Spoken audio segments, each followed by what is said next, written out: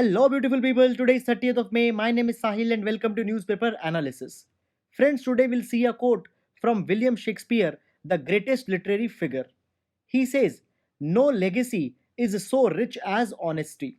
In the civil services, it is said that one should lead by example, and the example can only be created when one's life is fulfilled with the pursuit of honesty and morality. And guys, if honesty is there, morality and ethics will come along. Therefore, in the course of time, honesty itself becomes a legacy which helps a person to live a fulfilled and contented life. So, guys, whenever a question onto the values of civil services comes, the value of honesty becomes indispensable. So, there, please try to use this particular quote. And now, let's begin with today's newspaper analysis. Friends, this is the page number 1 of the Hindu newspaper, and the first news item that we can see here pertains to the GDP growth data which has been released by the NSO. Now, here we will not see just the news, but we will also see certain key concepts of economy. So, in this direction, some basic ideas will take. First of all, GDP, it stands for Gross Domestic Product. But exactly in the most simple words, what is GDP? So, friends, it is the value of all final goods and services which are made in a country. Suppose in the country I am making a car and I made four cars. So the total value of a four cars, suppose 1 lakh each. So this will be 4 lakh rupees. And I am giving the service of insurance, and the value of all these services is suppose 2 lakh rupees. So my GDP will be 4 lakh plus 2 lakh, that is 6 lakh rupees. So GDP is the final value of all goods and services which are made in a financial year. So guys, now when we are showing GDP, we always show it as a percentage, 4.2%, 3%. So what is this percent? So guys, we take a base year, and right now the base year for India's GDP is 2011 and 12. So in this particular year also there would have been certain goods and services which have been produced. Suppose in this particular year the goods and services were produced of rupees 100, and now in our year, that is 2019 and 20, if goods and services are made and their value is 120 rupees, so I will say that the GDP is at 20%. So whatever data we get, that is 4.2%, etc., this is the comparison with the base year, and right now the base year is 2011 and 12. Though in between there was a news that advisory committee on national account statistics has recommended that the base year should be changed. Earlier they said that 2017-18, and then they said that it should be changed to 2020 and 21, but no effect has came to that advice. So still the year is 2011 and 12 only. Now friends, let's take little bit one more issue. There is also the concept of nominal GDP as well as real GDP. Now guys, nominal GDP, suppose in this particular year I calculated simply the all value of goods and services and I got a amount xxxx. So this particular data, when I will compare with the 2011 and 12, there will be certain growth, and I will say that okay, directly the growth is 10%. Okay, I will get a nominal GDP. But you are forgetting one thing, that this extra digit which has come, it is partly because the new goods and services were made, and partly the enhanced number is also coming because the prices have increased. So now in order to get the real picture, the price rise should not be a factor. So what I will do, I will treat the nominal GDP with the inflation, and then I will get a new number. That number will be the real GDP. Now coming to the news, it has been said that the GDP for 2019-20 will be only at the 4.2%. So you now will understand what does this mean. However, if we compare the GDP of only final quarter, then it is at the growth rate of only 3.1%. Why at only 3.1%? Because now the lockdown was imposed and the effect of lockdown is now visible. Further, it has been said that even 4.2% is possible because there was some movement into the agriculture sector, mining sector, and government spending increased. Now, when government spending is increasing, it means that government is procuring certain goods and services. And when government is procuring goods and services, obviously goods and services are needed to be produced. And when they will be produced, automatically our GDP will be rising, because our GDP is nothing but the final value of all the goods and services.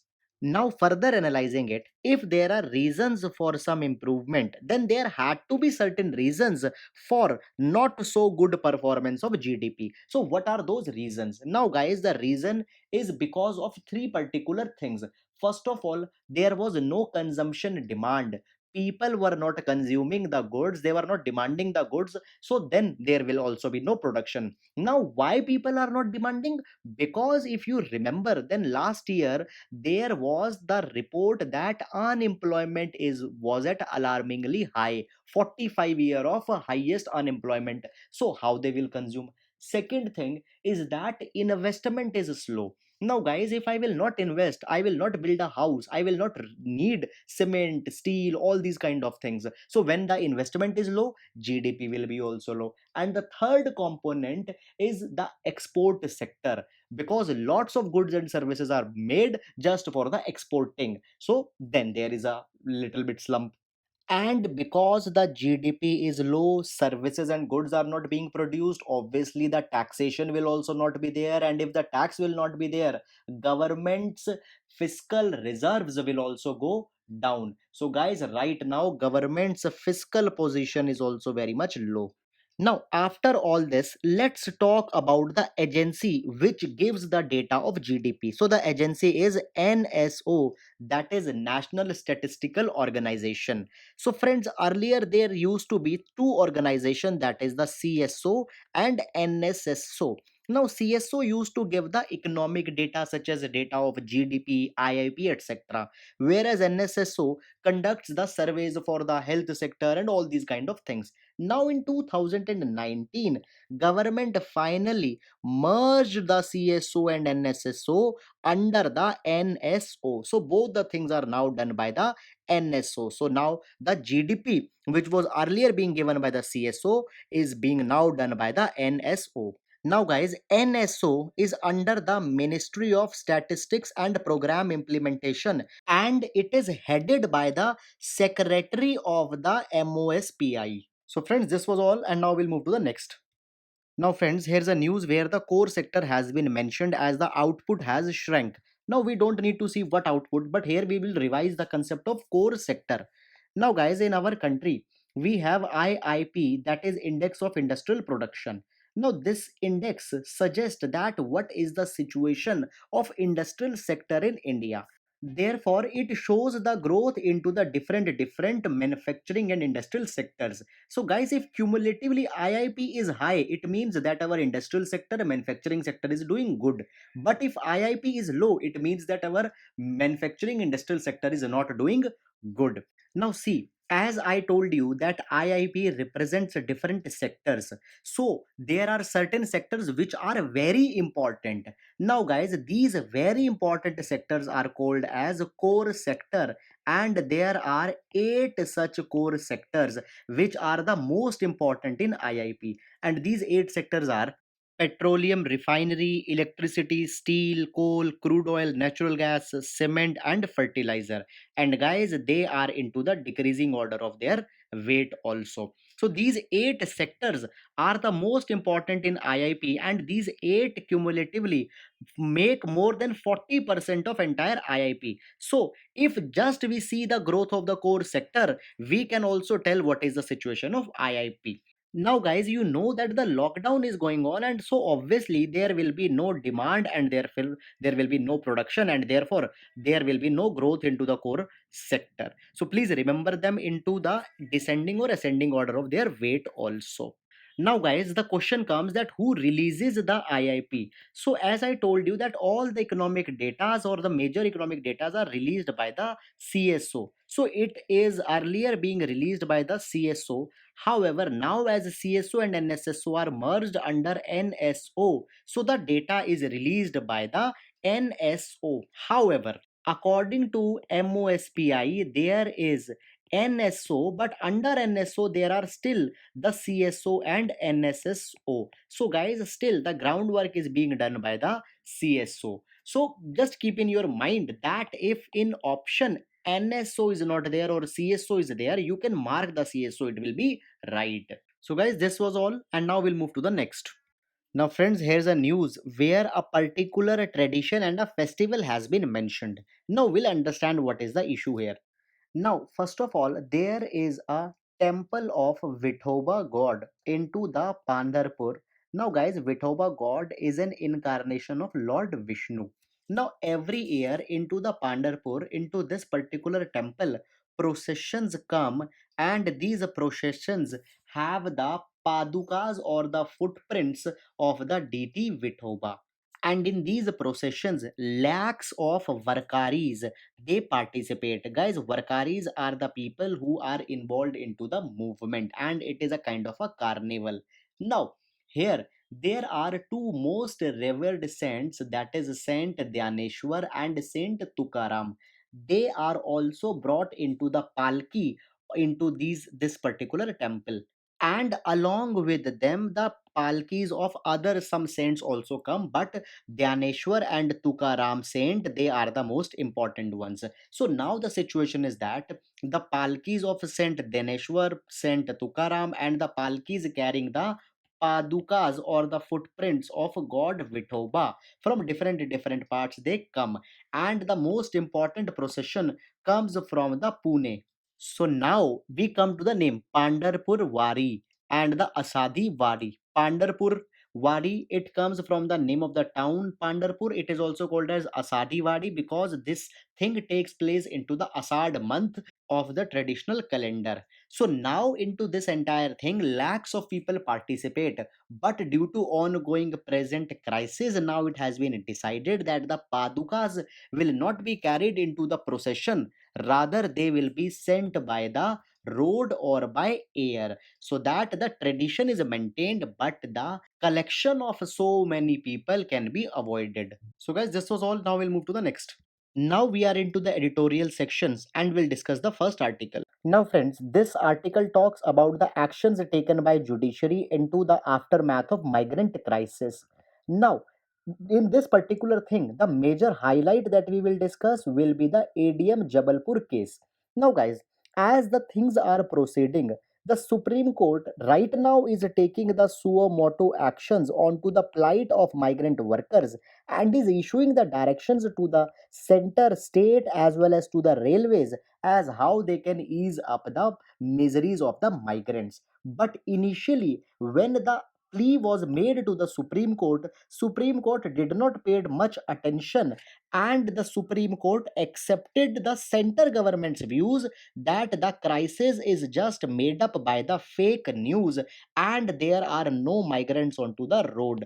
And even the Supreme Court just gave an advisory to the police to treat the worker with the kindness.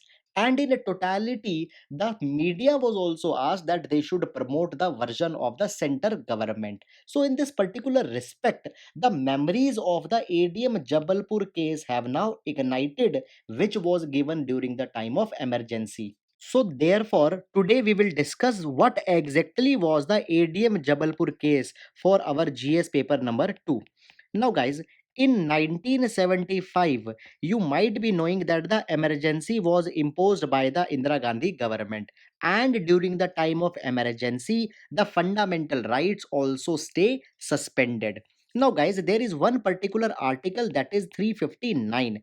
Now here it is said that president during the time of emergency can direct that certain fundamental rights will not be enforceable. It means that for certain fundamental rights, a person cannot approach the Supreme Court under Article number 32 for their enforcement.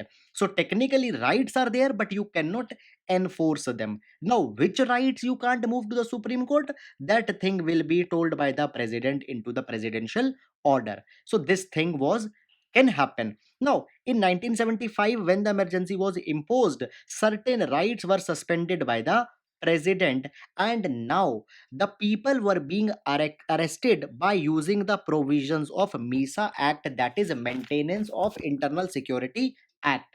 And now people made the appeal to the High Court that they should be given the writ of habeas corpus. It means that they should be released free.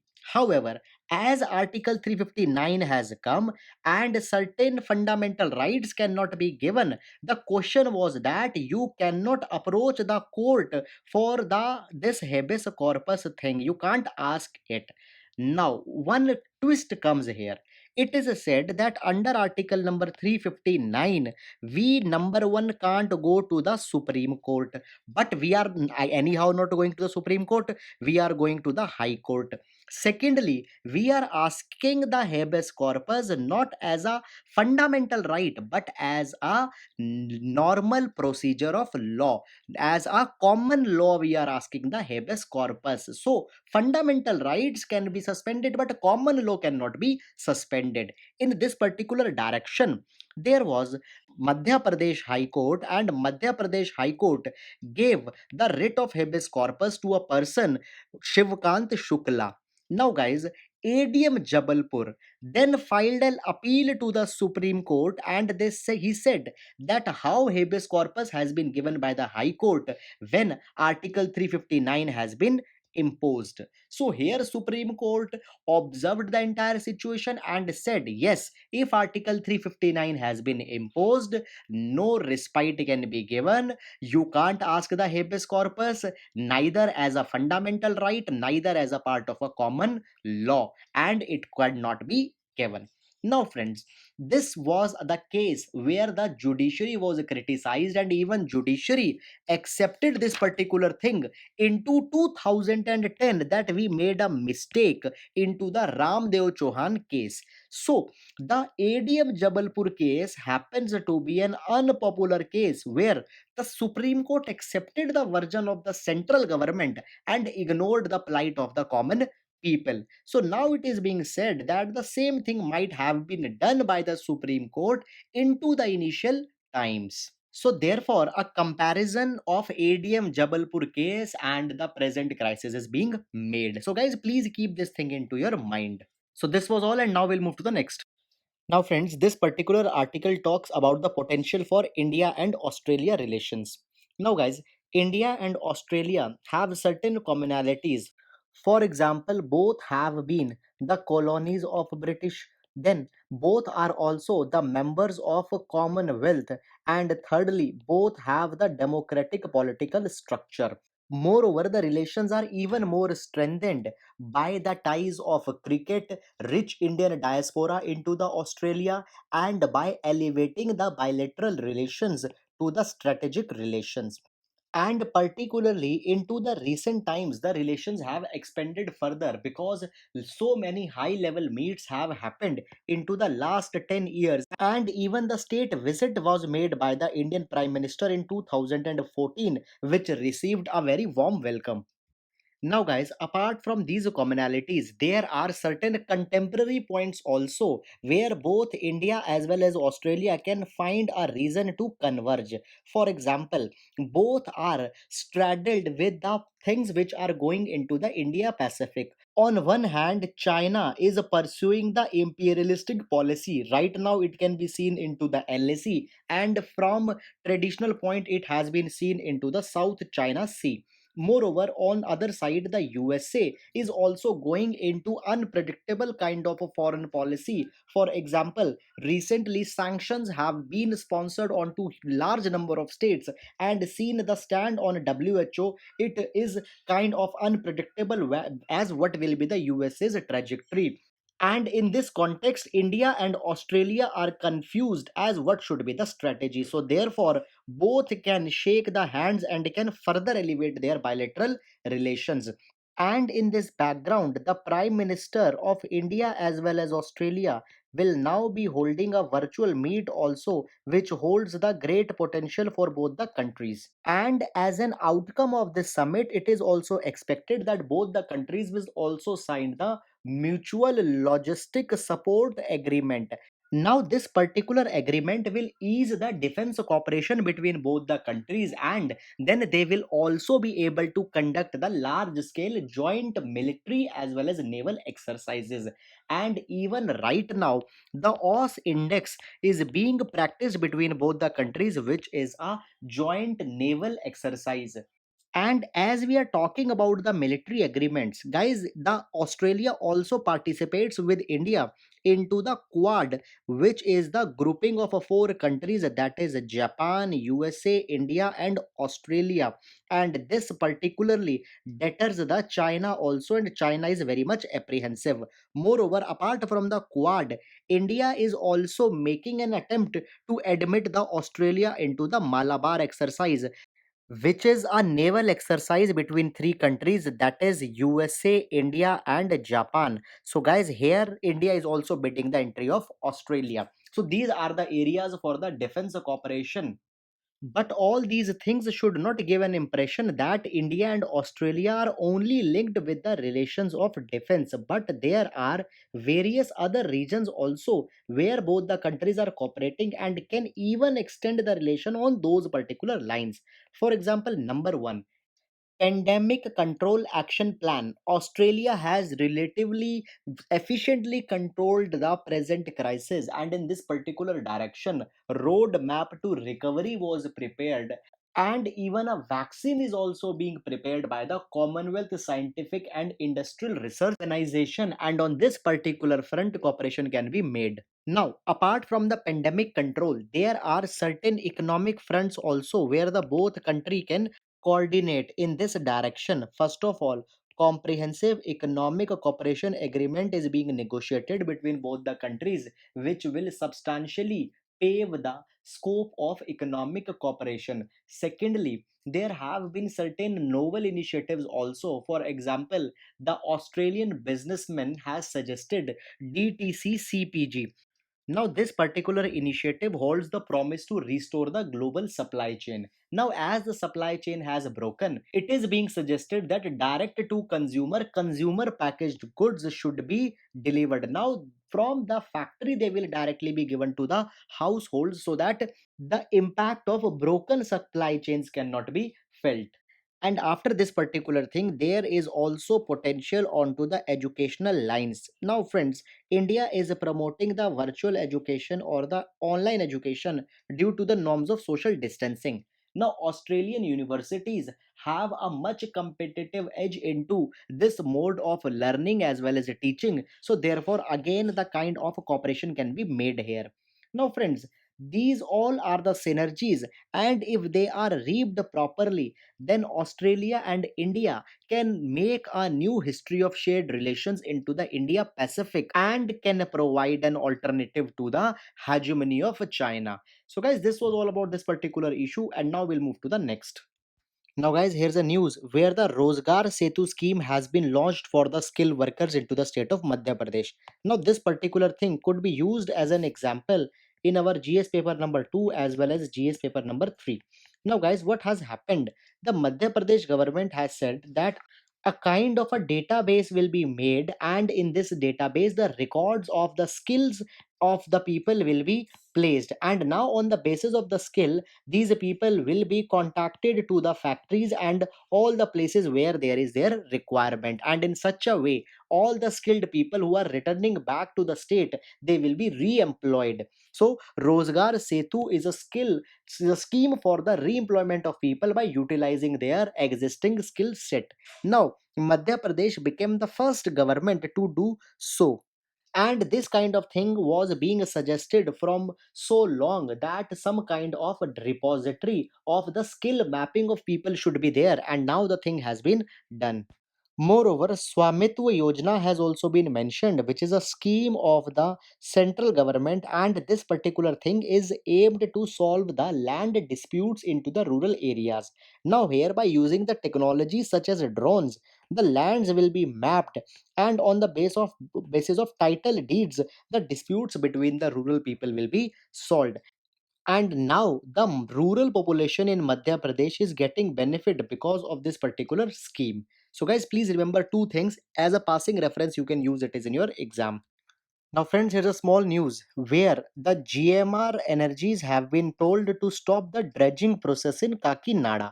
Now guys, first of all, Kakinada is a place which is located into the state of Andhra Pradesh, and this is Kakinada, which is located on the coast of Bay of Bengal.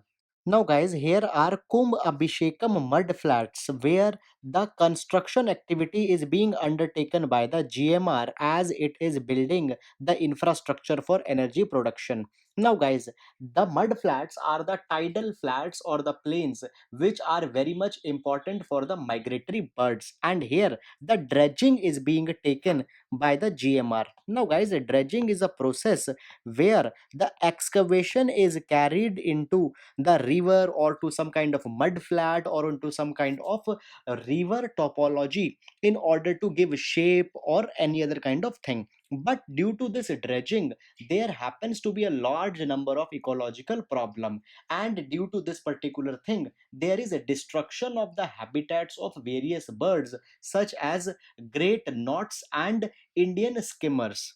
Guys, please keep in mind these two species. They have been given the great knots as IUCN status and Indian skimmers as the vulnerable status on red list.